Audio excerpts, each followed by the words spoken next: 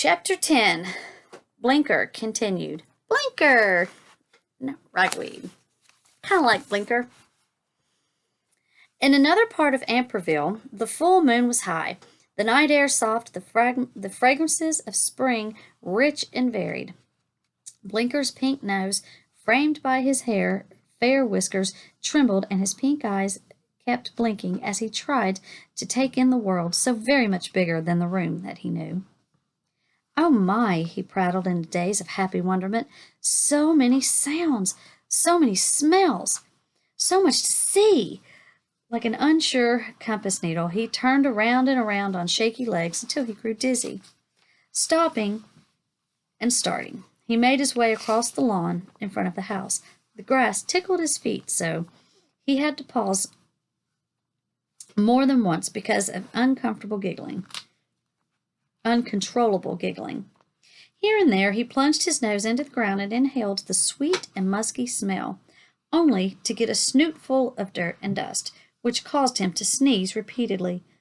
It's all so achoo amazing, he wheezed, so full. In a moment of abandon, he rolled over in the grass. He kicked his pink feet up in the air, and which gave him the sensation he was walking on the moon. Another kick righted him, and he began to run about wildly. When he reached the sidewalk in front of his house, he put a paw on the concrete. "Goodness, this is hard," he murmured, almost as if he were learning a new language. "Yet very cool. Delightfully so, it is. It really is." He continued along the sidewalk, poking his nose this way and that. Every few inches he reared up on his hind legs and gazed about. "Oh," he cried in rapture, "my shadow by moonlight! How velvety, how mysterious!" When Blinker reached the curb, he gazed down into the gutter where puddles had gathered. "Why, I believe that's water, but not in a bottle or a glass. It's just free." He studied the water so intently he leaned over too far and tumbled head over heels, landing with a splat in the middle of a puddle. Thoroughly soaked, Blinker sat up, grimaced, looked around, and then began to laugh uncontrollably. Ridiculous. I mean, I am so helpless, like an infant. That's what I am, a perfect baby. I might as well be blind and naked. It's all so silly. But wonder... He could not finish his sentence. He was laughing too hard. Dripping wet, he eased himself out of the water and began to move across the road. Unexpectedly, there was an explosion of light, so bright he was blinded.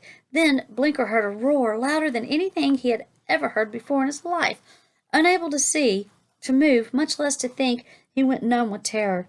The next moment, the machine that made the roar hurtled over him, missing him with just inches to spare, creating a wind that left him frightened and coughing.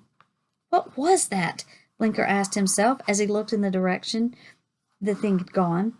All he saw were receding red lights. "A car," he said to himself in a shaky voice. "I forgot about cars."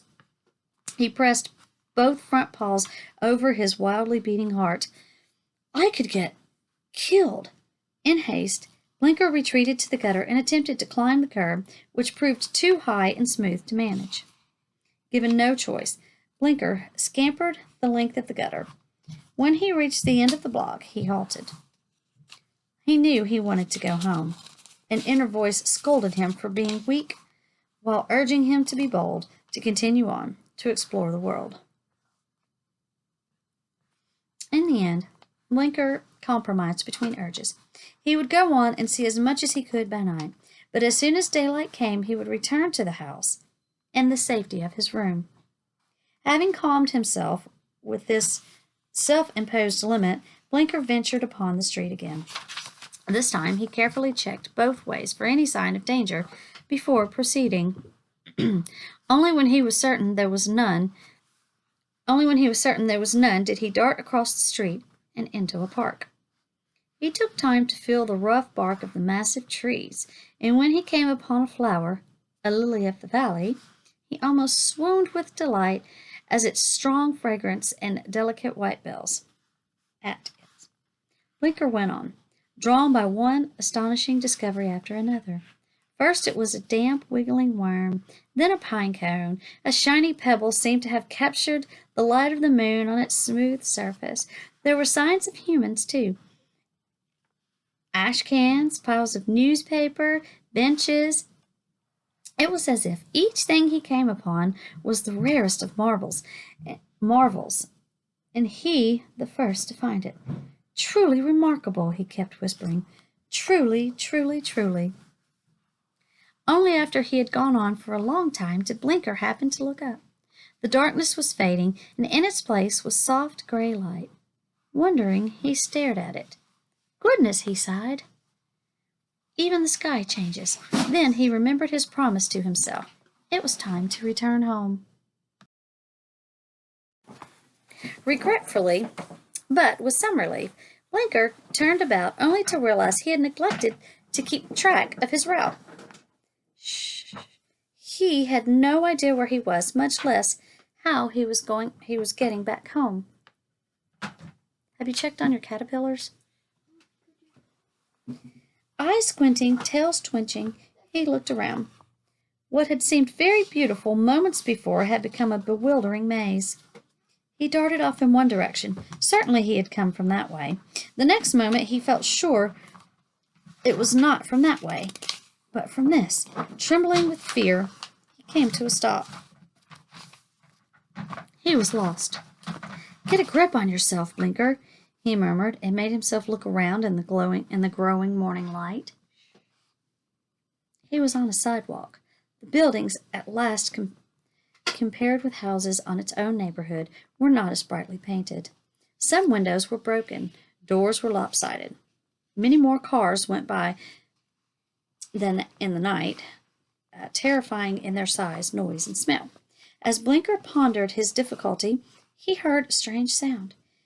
He had not the least idea what this long, high-pitched, drawn-out whistle must be, till it was something.